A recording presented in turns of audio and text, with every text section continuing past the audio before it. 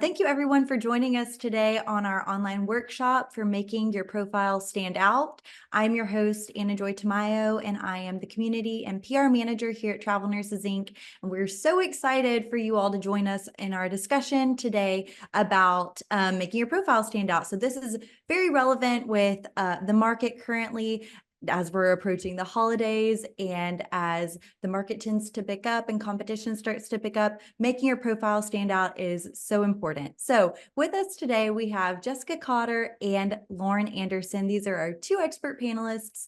Jessica is one of our national sales directors. She's been with our agency for over 7 years. Before being a sales director, she was one of our top recruiters. And so she's got a plethora of experience. She's got a lot of really good experience under her belt working with travelers and also working with our vendors and facilities. And then we've got Lauren Anderson, and she's one of our lead recruitment specialists. She's been with our agency recruiting for 4 years, or over 4 years. And so she's got a lot of really great experience, and I'm so excited for you all to hear from the both of them. So before we get started, I will let you know that at the end of the webinar, or at the end of the workshop, we are going to have a time for Q&A. And so if something comes in your head and you've got a question that we haven't answered quite yet, feel free to pop it in the chat. And at the end of the workshop, we'll reserve the last 10 minutes for us to go over some of your questions. So Lauren and Jessica, thank you so much for joining me today.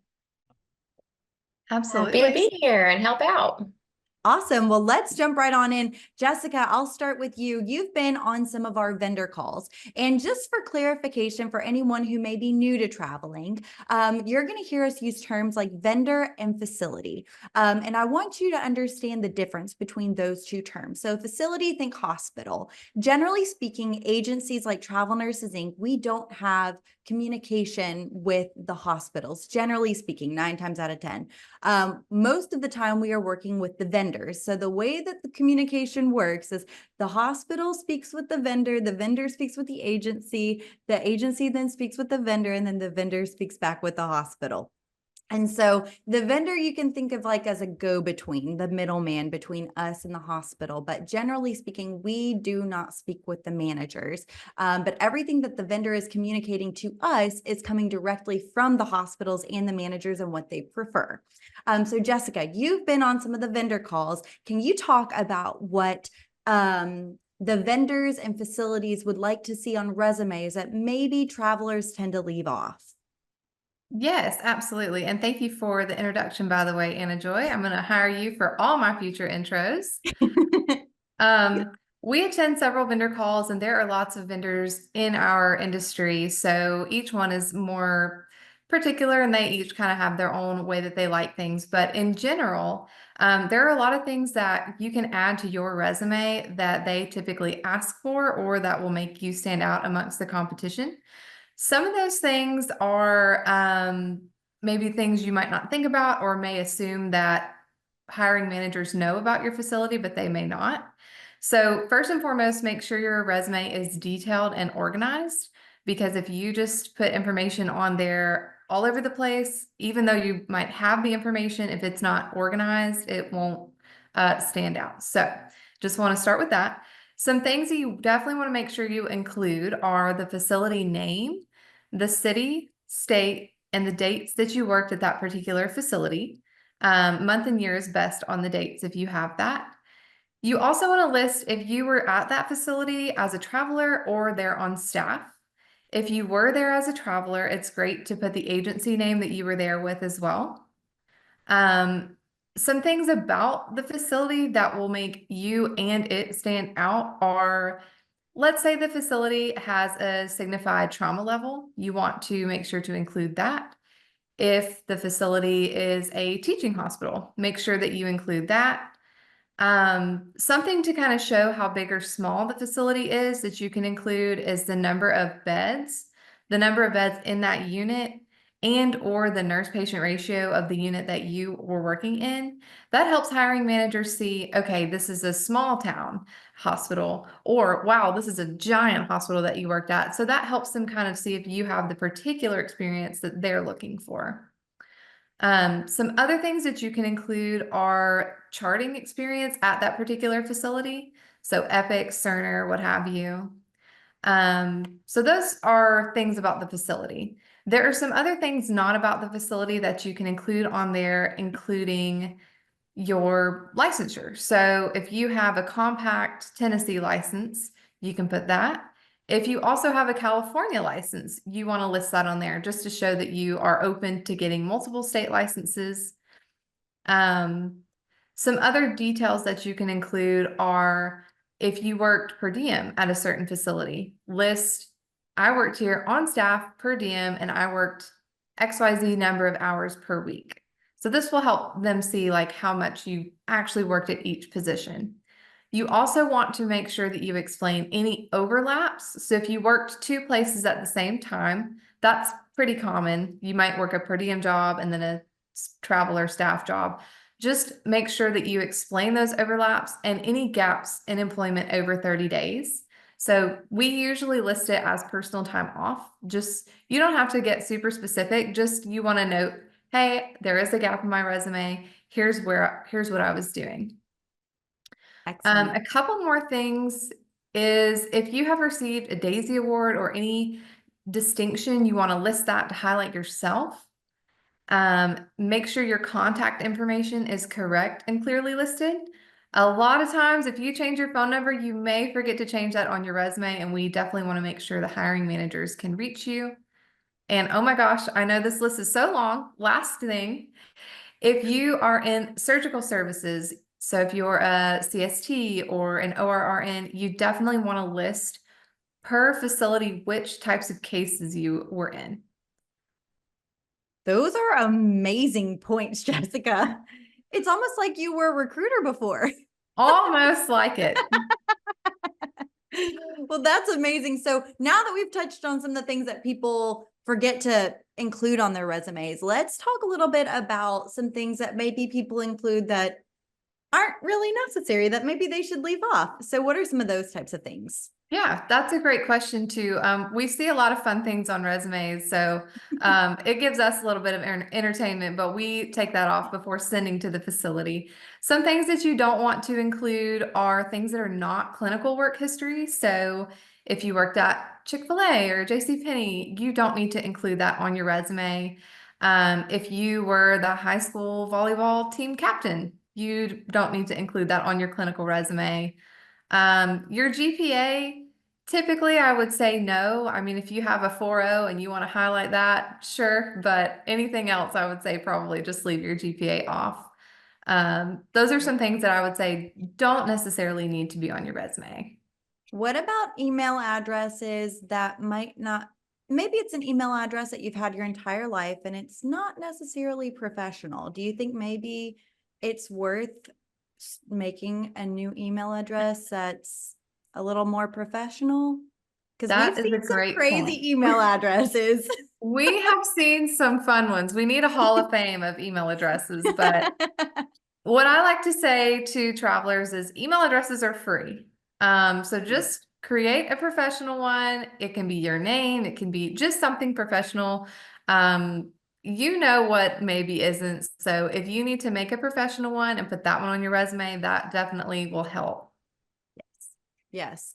All great points. Jessica, thank you so much for helping us navigate the whole resume aspect. So Lauren, let's move on to you and let's talk more about, let's talk a little bit more about the resumes and let's talk about how often HCP should be updating the resume. So can you touch a little bit on the structure of a resume and how often travelers should be updating their resumes?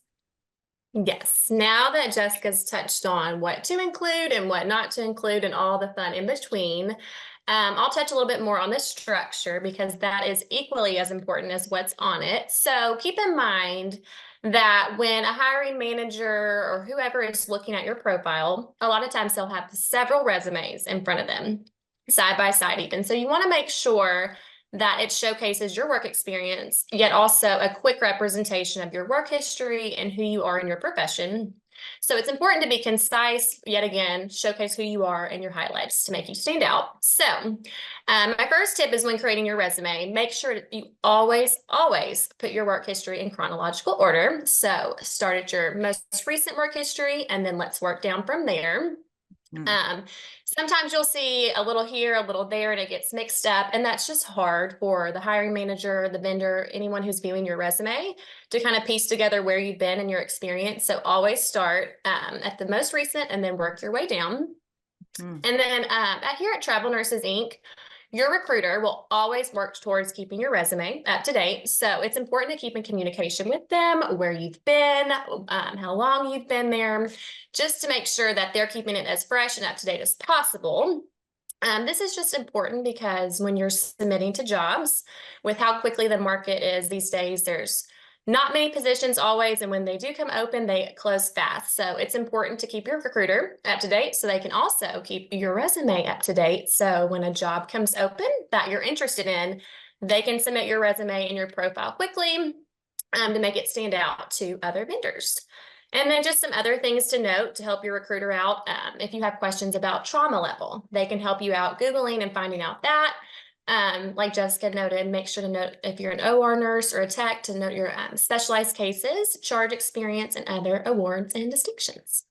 Absolutely. Absolutely. And just something else that I wanted to touch on is if somebody does move around from agency to agency, or they come to us after they've been with several agencies prior, it really is best practices to keep your resume up to date after each and every assignment, because they have to be on there. So the easiest way to do that would be to update it yourself if your recruiter isn't, but at Travel Nurses Inc., we definitely do it. But if you're coming to us, try and keep your resume up to date after every single assignment that you do. Okay, so on your resumes, some people might include their certifications, or whenever somebody's looking to submit to somewhere, to a place, say it's an ER position, it might say that you're required to have your BLS, your ACLS, your PALS, your TNCC, etc. What if you don't have all of those certifications? Which ones are actually necessary, and how do additional certifications actually help travelers? So certifications, having additional certifications can absolutely help profile stand out to any vendors, hiring managers. So make sure to note on that front end when you're talking to your recruiter, any and all of your certifications that are up to date and present. It's great if you've had them before, but if they are expired, we do need to renew those. Just also make sure they are on your resume. That way they can be seen there. And we'll also note them on your profile and other various places when you are submitting to open positions.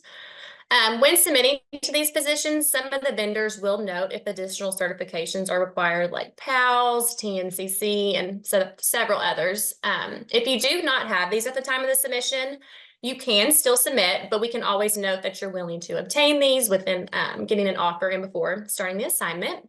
And then just additionally, it's kind of like many things, the more you have, the better. So if you have these certifications that you've worked hard to get, definitely note that to your recruiter, because the more you have, the better. Yes, you can never have too many certifications. It can never hurt you having more than one certification. And that's a good point, that if you don't have a certification, then you can always still submit and mention that you're willing to get the certification if you were offered a position. So that's a really good point, Lauren, to make. What are maybe some additional things that travelers can do to make their profile stand out? We're about to be entering the holidays, and you all know that the vendors and facilities can be pretty particular when it comes to requested time off around the holidays. So with the competitive nature of the market, let's talk a little bit about requested time off and how that looks on the submission profiles. I don't know who wants to take that question. I'll take that one, Anna. Jeff, I'll let you jump in first. Okay.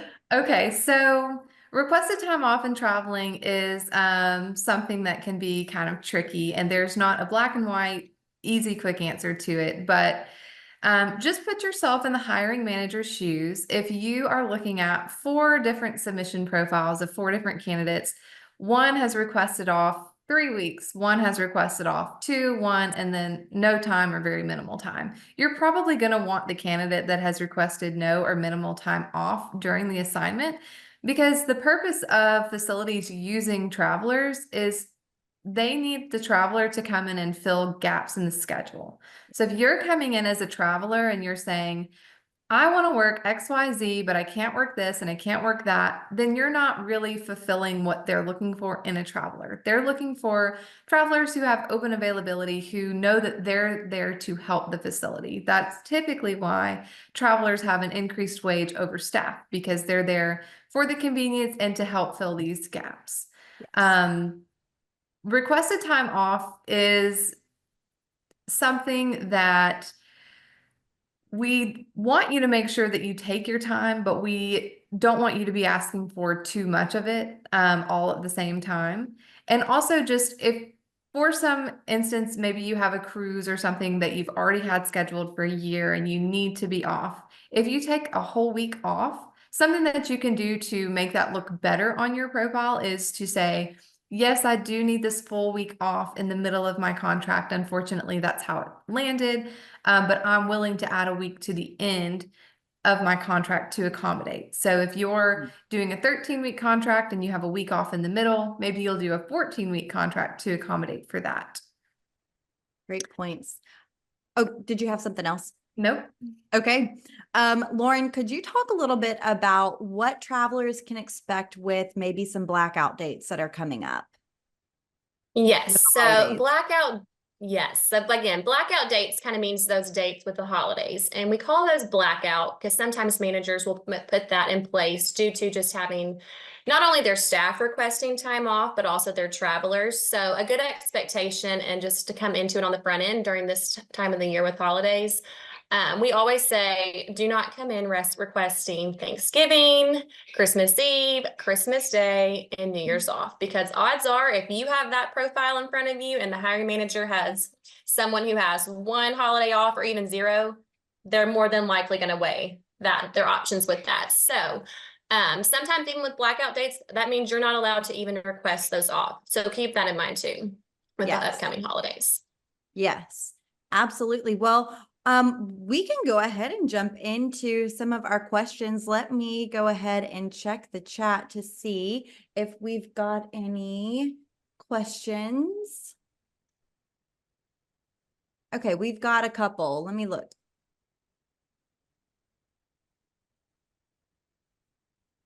Okay. So someone asked, can I request a set schedule on my submission profile? Ooh, that's a good one. Lauren, you mind if I take that one? No, go ahead. Okay. So that is kind of on the same line as requested time off. Yes, you can request a set schedule. However, if it's your profile with the set schedule request against a profile without a set schedule request, the manager is probably going to pick the one without the set schedule request. So it's not something that we say no to. It's just something that's going to kind of move your profile down the line from others that are there. We do have travelers that do work a set schedule, so it's not something that's impossible. I will say, if it is a deal breaker for you, we definitely do want to list that on your profile so that the hiring manager is aware on the front end that you want that set schedule and that it is a non-negotiable to you. What we don't want to happen is for you to not list it, you get an offer, and then we have to come back and say, oh, actually, this traveler only can work Sunday, Monday, Tuesday. And then the manager is going to have to say, that doesn't work for us. We weren't aware of that. So we don't want that to happen. So if it is a deal breaker for you, I would say request a set schedule on the front end and try not to request that at all if possible. Yeah. So you can request it. It's not unheard of, but if you're trying to make your profile stand out and you're trying to set yourself apart from the rest of the crowd, it's probably not the best. It's not a great foot to start off on if you're trying to make yourself stand out and be ahead of the competition.